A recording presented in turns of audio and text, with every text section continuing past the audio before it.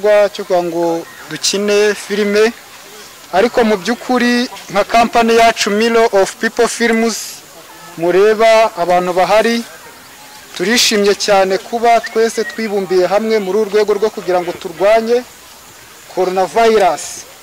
Twashyizeho akantu kameze nk'ahara ka innovation gashya, kuko abantu benshi barazaga bagafata isabune hano bagakaraba ukabona ni ibintu bitameze neza, ariko twese turavuga ati kugira ngo nka kampani yacu Mirror of People Films turwanye ishyaka ryo kufatanya n'igihugu cyacu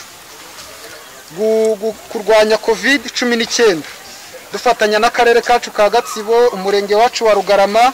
Twakoze agasystem ko kuza ugakandagira isabune ikaza ukisiga mu ntoki.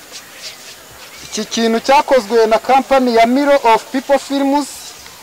Warangiza ukaza ugakandagira ukarabe, ugakaraba nk'uko bisanzwe. Urabona ko iki gikorwa nta muntu wavuga ngo arakora ku sabune ngo ndazayikoreho, ni ugukandagira gusa isabune ikaza ugakandagira, nakandagira ukarabe nayo amazi akaza. Buri muntu wese akisanga muri iki gikorwa.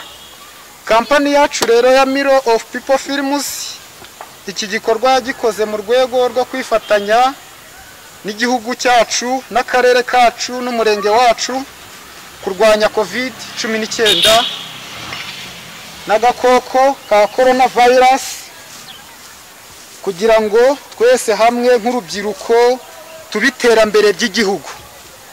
Tukaba dushimiye abantu bose rero bakomeza kutureba, haba kuri YouTube, haba ku mafilime yacu yo hirya no hino. Turabashimira, kandi kuri YouTube bakomeza gukora subscribe kugira ngo dukomeze gufatanya ibi byiza byacu. Murakoze.